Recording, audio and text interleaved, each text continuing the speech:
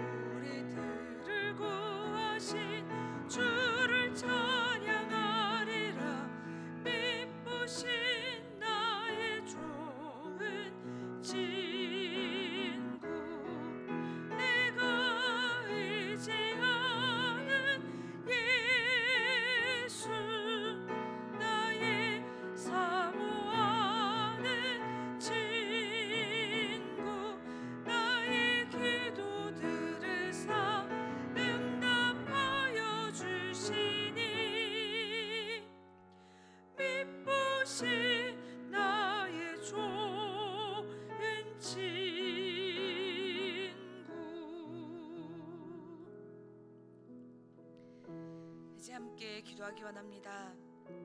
여전한 어려움 가운데 있는 튀르키예와 시리아를 위해 오늘 드려진 시무집사회 헌신 예배를 위해 이번 금요일에서 주일까지 있을 EM 청년부 수련회와 2주 뒤에 있을 4050 수련회를 위해 함께 기도하겠습니다. 사랑하는 아버지, 이 시간에 여전한 어려움 가운데 있는 튀르키예와 시리아를 위해 함께 기도합니다. 하나님 아버지, 그 땅을 기억하시고 주님께서 함께 하셔서 하나님께서 필요한 모든 필요를 공급해 주시고 그 땅 가운데 하나님의 긍휼을 허락하셔서 하나님 위로가 필요한 자에게 위로를 허락하시고 평강이 필요한 자에게는 평강을 허락하시며 하나님 빠른 복구를 허락하셔서 그 모든 어려움 가운데 빠른 회복이 있을 수 있도록 주님께서 함께 하시기 원합니다. 하나님 또한 이번 기회를 통하여서 그 땅을 사랑하시고 그 땅을 품어 안으시는 하나님의 손길을 경험할 수 있도록 주님께서 인도해 주옵소서. 누구보다 하나님께서 그 땅을 사랑하시고 그 땅 가운데 회복의 역사가 일어나기를 간절히 원하심을 그 땅의 모든 이들이 기억하고 깨달을 수 있도록 주님께서 함께 하시기 원합니다. 또한 오늘 드려지는 수요 예배를 위해 주님 앞에 기도합니다. 오늘은 시무집사 헌신 예배로 주님 앞에 올려드리길 원합니다. 함께 세우신 모든 시무집사님들이 하나님께서 세우신 자로서 귀하게 헌신할 수 있는 시간이 될 수 있도록 그런 예배의 시간이 되도록 주님께서 역사해 주옵소서. 그들을 세우신 분이 하나님이심을 기억하게 하시고 하나님 앞에 모든 것을 다하여 나아갈 수 있는 귀한 시간이 될 수 있도록 주님께서 역사해 주옵소서. 하나님 또한 EM 수련회와 또한 4050 수련회를 기억하며 주님 앞에 기도합니다. 하나님 이 수련회 가운데 주님께서 함께 하시고 하나님 이 수련회가 하나님 앞에 귀하게 올려드려지는 수련회가 되게 하시며 함께한 모든 지체들이 그 가운데 역사하시는 하나님을 만날 수 있는 귀한 수련회가 되도록 주님께서 역사해 주옵소서. 함께한 지체들 간에 하나님 안에서의 사랑의 교제가 있게 하시고 하나님 이 수련회를 통하여서 그들을 간절히 찾고 찾으시는 하나님을 만날 수 있는 귀한 수련회가 될 수 있도록 주님께서 역사하여 주옵소서. 하나님 그 자리 가운데 진지하시고 주님만을 바라보며 주님 앞에 나아갈 수 있는 귀한 시간 수련회가 되도록 주님께서 역사하여 주옵소서. 사랑의 하나님, 우리가 기도하는 것보다 늘 더욱 큰 은혜를 허락하시는 하나님께 감사를 드립니다.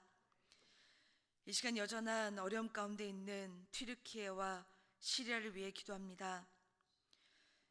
실제적인 도움의 손길들을 계속 공급하여 주셔서 어려움들이 속히 해결되게 하시고 피해 복구 작업이 물 흐르듯이 잘 진행되도록 은혜 내려주시옵소서. 모든 봉사자들이 맡은 일들을 잘 감당하도록 안전과 건강을 지켜주시기 원합니다. 이번 금요일부터 주일까지 있는 EM 청년부 수련회와 4050 수련회와 함께 하셔서 성령 하나님이 친히 주관하시는 수련회가 되게 하시고 하나님의 임재를 경험하는 수련회가 되게 하시며 함께한 지체들 안에 사랑의 교제가 있는 수련회가 되게 해주옵소서. 오늘 드려지는 시무집사 헌신 예배 가운데도 함께 하셔서 하나님의 은혜가 가득한 예배가 되게 하시고 하나님께서 세우신 시무집사로서 올 한 해도 하나님 앞에 헌신을 다짐하는 예배가 되게 해주옵소서. 우리를 구원하신 예수님의 이름으로 감사하며 기도합나이다. 아멘. 하나님께서 오늘 우리에게 주신 말씀은 사무엘상 20장 1절에서 11절까지의 말씀입니다. 한 절씩 교독하시고 마지막 절은 함께 읽겠습니다. 다윗이 라마 나요곳에서 도망하여 요나단에게 이르되 내가 무엇을 하였으며 내 죄악이 무엇이며 내 아버지 앞에서 내 죄가 무엇이기에 그가 내 생명을 찾느냐. 요나단이 그에게 이르되 결단코 아니라 내가 죽지 아니하리라. 내 아버지께서 크고 작은 일을 내게 알리지 아니하고는 행하지 아니하시나니 내 아버지께서 어찌하여 이 일은 내게 숨기리요 그렇지 아니하니라. 다윗이 또 맹세하여 이르되 내가 내게 은혜 받은 줄을 내 아버지께서 밝히 알고 스스로 이르기를 요나단이 슬퍼할까 두려운즉 그에게 이것을 알리지 아니하리라 함이니라. 그러나 진실로 여호와의 살아계심과 내 생명을 두고 맹세하노니 나와 죽음 사이는 한 걸음뿐이니라. 요나단이 다윗에게 이르되 내 마음의 소원이 무엇이든지 내가 너를 위하여 그것을 이루리라. 다윗이 요나단에게 이르되 내일은 초하루인즉 내가 마땅히 왕을 모시고 앉아 식사를 하여야 할 것이나 나를 보내어 셋째 날 저녁까지 들에 숨게 하고 내 아버지께서 만일 나에 대하여 자세히 묻거든 그때 너는 말하기를 다윗이 자기 성읍 베들레헴으로 급히 가기를 내게 허락하라 간청하였사오니 이는 온 가족을 위하여 거기서 매년제를 드릴 때가 됨이니이다라. 그의 말이 좋다 하면 내 종이 평안히 가려니와 그가 만일 노하면 나를 해하려고 결심한 줄을 알지니 그런즉 바라건대 내 종에게 인자하게 행하라. 내가 내 종에게 여호와 앞에서 너와 맹약하게 하였음이니라. 그러나 내가 죄악이 있으면 내가 친히 나를 죽이라. 나를 내 아버지에게로 데려갈 이유가 무엇이냐 하니라. 요나단이 이르되 이 일이 결코 내게 일어나지 아니하리라. 내 아버지께서 너를 해치려 확실한 결심을 한 줄 알면 내가 내게 와서 그것을 내게 이르지 아니하겠느냐 하니 다윗이 요나단에게 이르되 내 아버지께서 혹 엄하게 내게 대답하면 내가 그것을 내게 알리겠느냐 하더라. 함께 읽겠습니다. 요나단이 다윗에게 이르되 오라 우리가 들로 가자 하고 두 사람이 들로 가니라. 아멘. 중국 춘추 시대에 관중과 포숙이라는 사람이 있었습니다. 이 둘은 어려서부터 친구였는데요. 포숙은 관중이 자기보다 현명하다는 것을 익히 알고 있었습니다. 나중에 둘은 관중에 오르게 되고 관중은 공자 규를 섬기게 되고 포숙은 규의 동생인 소백을 섬기게 됩니다. 그런데 규와 소백이 왕위를 두고 대립하게 되었는데요. 결국에는 소백이 왕위에 오르게 되죠. 그로 인해 규를 섬기던 관중은 위기에 처하게 되었습니다. 그때 포숙은 관중을 적극적으로 두둔하며 그를 선거했고 이를 통해 위기를 모면했을 뿐만 아니라 관직에 등용하게 되었습니다. 그리고 관중은 제 나라의 국력 신장에 큰 기여를 하게 되죠. 나중에 관중은 어떤 상황에서도 자기를 믿고 지지해 주었던 포숙에게 고마운 마음을 표하면서 이렇게 말했다고 합니다. 나를 낳아준 이는 부모이지만 나를 진정으로 알아준 이는 포숙이다. 이 두 사람의 우정에서 유래한 사자성어가 바로 관포지교입니다. 깨어지지 않을 굳건한 우정을 일컫는 말이죠. 성경에서 이런 관포지교의 우정을 보여주었던 사람을 꼽자면 단연 다윗과 요나단을 생각하게 될 것입니다. 다윗은 블레셋 장군 골리앗을 물리치고 구국의 영웅이 되어 사울의 사위가 되었고 이때부터 요나단과의 관계가 시작되었습니다. 그런데 그 후로 사울왕은 본격적으로 다윗을 핍박했습니다. 우발적으로 죽이려 하다가 은밀하게 죽이려 했던 것이 이제는 공개적으로 기회만 되면 다윗을 죽이려 했습니다. 어제 말씀에서 보았듯이 다윗은 자신을 암살하려는 사울을 피해 사무엘이 있는 라마나요트로 피신했습니다.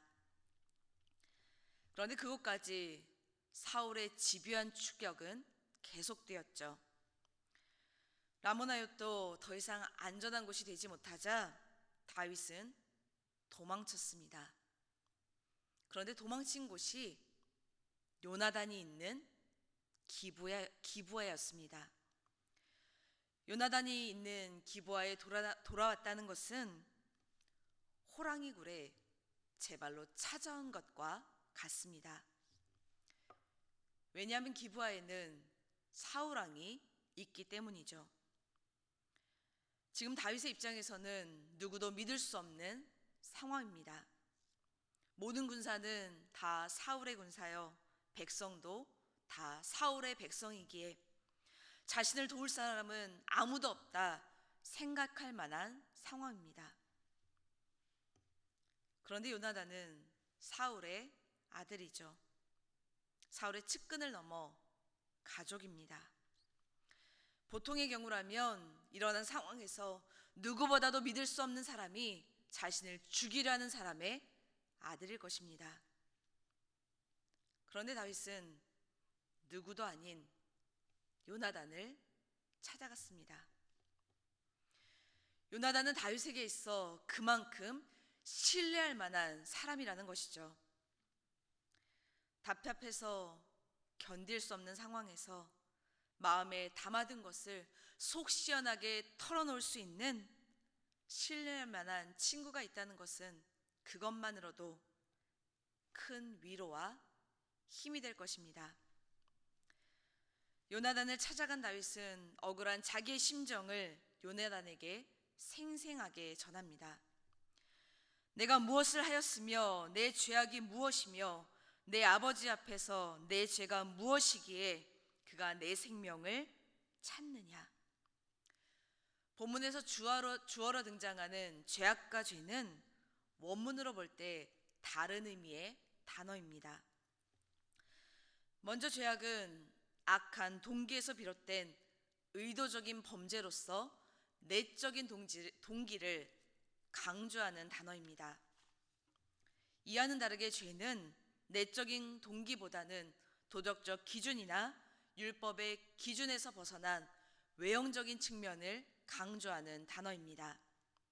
다시 말해 다윗은 내적인 기준에서나 외적인 기준으로 볼 때도 사울에게 잘못을 행한 것이 결코 없다는 것이죠. 그런 자신이 왜 죄인처럼 도망을 다녀야 하는지 자신의 억울한 심정을 요나단에게 토로하고 있습니다. 그러자 요나단은 사울이 다윗을 죽이려 할 리가 없다 펄쩍 뜁니다. 그러자 다윗은 맹세까지 하며 이렇게 말합니다. 3절의 말씀을 세번역 성경으로 한번 보겠습니다.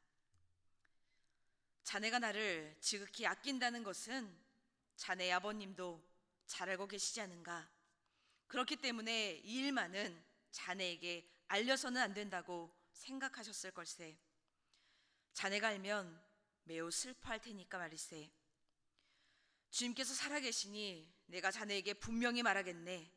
나와 죽음 사이에는 한 발짝밖에 되지 않네. 다윗은 둘의 우정을 아는 사울이 이 일만은 요나단에게 절대 알려서는 안 될 것이라 생각했을 것이라 말합니다. 아마도 요나단은 19장에서 자신이 다윗을 죽이라는 사울의 명령을 당사자인 다윗에게 알려주었던 그때를 생각하게 되었을 것입니다. 그제서야 상황파악이 된 요나단은 다윗의 절박함에 공감하게 됩니다. 그리고는 다윗을 살릴 수만 있다면 무엇이든 하겠다 다짐까지 합니다. 무엇이든지 하겠다는 것은 다윗을 지켜주다가 아버지와 반대되는 일을 해야 될 수도 있고 그로 인해서 생명의 위협을 받을 수도 있지만 자신을 희생해서라도 다윗을 도와주겠다는 것입니다. 요나단은 왕세자이고 다윗이 제거된다면 가장 큰 수혜를 받을 사람은 바로 요나단입니다. 그럼에도 불구하고 요나단은 그런 이득을 취하는 것보다 하나님이 선택하신 사람 다윗을 지켜주겠다는 것이죠. 그러자 다윗은 요나단에게 월삭제를 이용하자 말합니다. 월삭은 음력으로 시작되는 한 달의 첫날을 가리키는 단어입니다. 처음 것은 하나님께 속한 것으로서 하나님께 드려야 하듯이 한 달의 첫날을 하나님께 드린다는 의미에서 이스라엘 백성들은 이날을 절기로 기념해서 지켰습니다. 민수기 10장 10절에 보시면 이 월삭에 대해 기록되어 있는데요. 이스라엘 백성들은 이 월삭을 통해 그 한 달이 하나님의 주권에 속해 있음을 고백하고 한 달 동안 하나님께 헌신하겠다는 신앙의 고백을 드렸습니다. 이날에 이스라엘 백성들은 먼저 제사를 드리고 제사를 드린 후에는 가족들이 모여 함께 식사를 했습니다. 그런데 다윗은 그 식사에 참석하지 않고 들에 숨어 있겠다 제안을 합니다. 그때 사울이 다윗이 어디 있는지 물어보면 매년제가 있어 잠시 외출을 허락해달라 부탁했고 요나단이 허락해 주었다 말하기로 합니다. 매년제는 1년에 한 번 드리는 제사인데요. 우리의 추석이나 설날처럼 먼 지방에 흩어져 있던 가족들이 함께 모여서 하나님께 드리는 제사입니다. 그렇기에 매년제를 위해서 갔다고 말하는데도 사울이 크게 화를 낸다면 사울이 반드시 다윗을 죽일 결심을 했다 볼 수 있다는 것이죠. 이런 제안과 함께 다윗은 만일 자신에게 죄가 있다면 사울에게 데려갈 것도 없이 요나단이 자신을 죽이길 바란다 항변합니다. 다시 말해 맹목적으로 자신을 보호해달라는 것이 아니라 잘못이 있다면 그에 대한 처벌 또한 요나단에게 맡기겠다는 것이죠. 두 사람의 우정이 잘못까지도 무조건 감싸주는 맹목적인 우정이 아니라 하나님의 의를 기반한 우정이라는 것을 볼 수 있는 장면입니다. 이것이 바로 하나님께서 성도 간에 원하시는 우정, 교제의 모습인 것이죠. 그러자 요나단은 다윗이 사울에게나 하나님 앞에 지은 죄가 없음을 알기에 결코 그런 일은 일어나지 않을 것이라 말하며 다윗의 마음을 진정시켜주고 다시 한번 다윗을 지켜줄 것을 다짐합니다. 그럼에도 다윗은 만약 사울이 불릴 듯이 화를 내며 적대적인 태도를 취한다면 요나단도 위협을 느끼게 될 것이고 그로 인해 사울이 결심한 것을 자신에게 전해줄 사람이 없을 것이라 강한 우려를 나타냅니다. 그러자 요나단은 다윗을 들로 데리고 나갑니다. 이것은 19장의 상황을 생각나게 하는 장면입니다.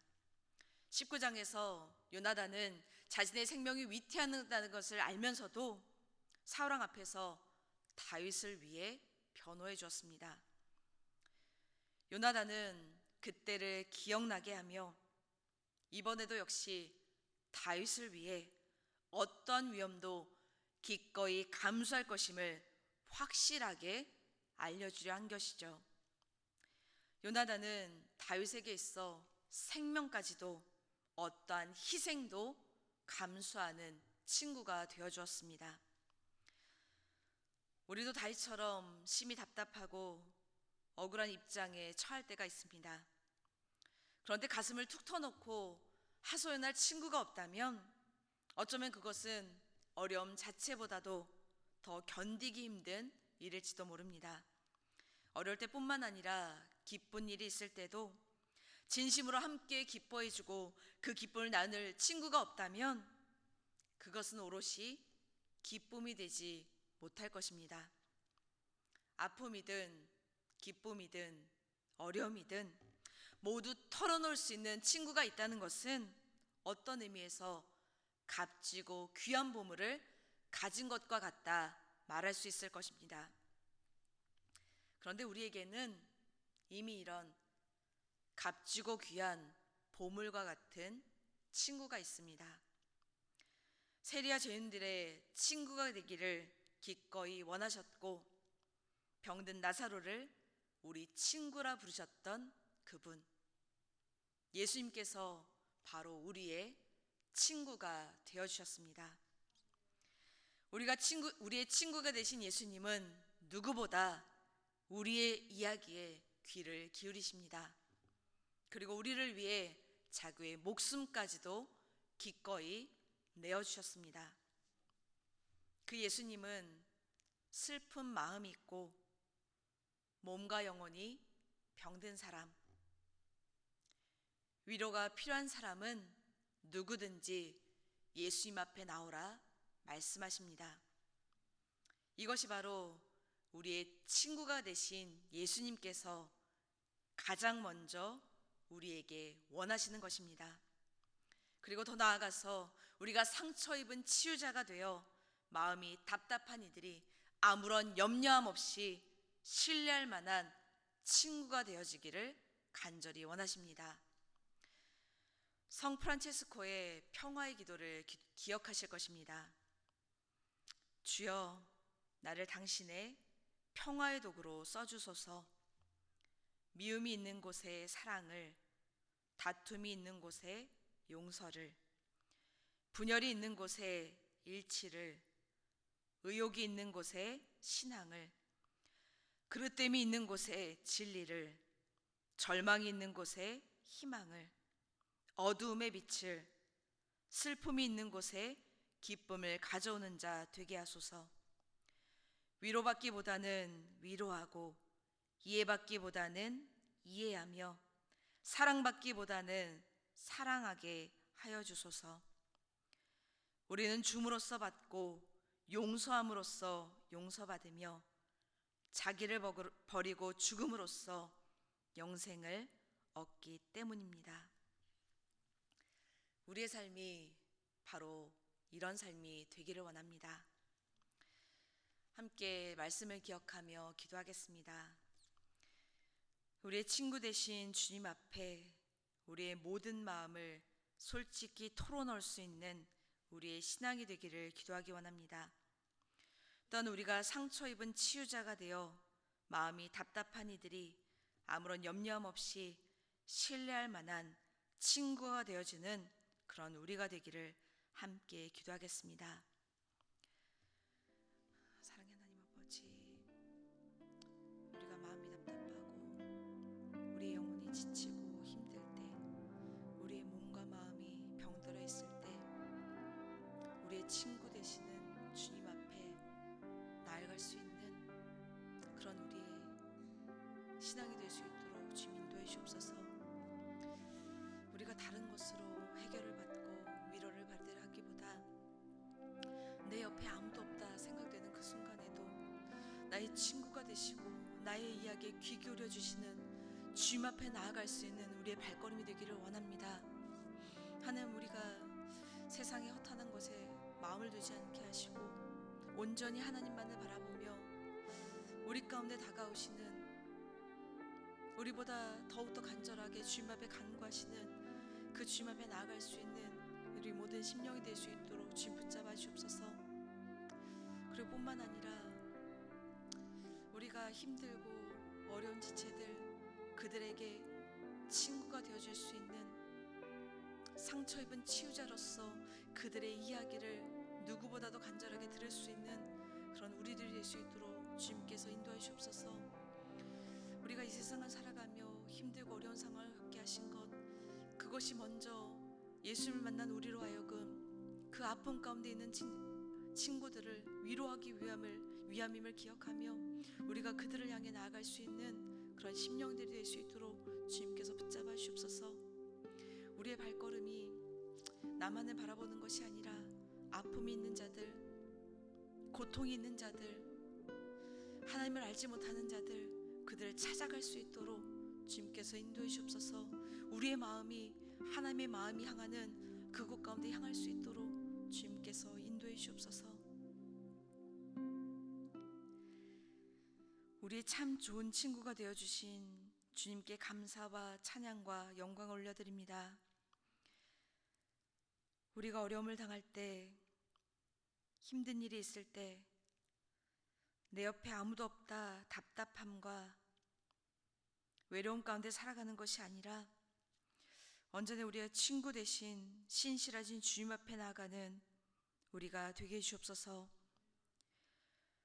주님이 주시는 위로와 평안과 격려를 받게 하시고 그로 인해 다시 힘을 내어 살아가는 우리의 삶이 되게 해주옵소서.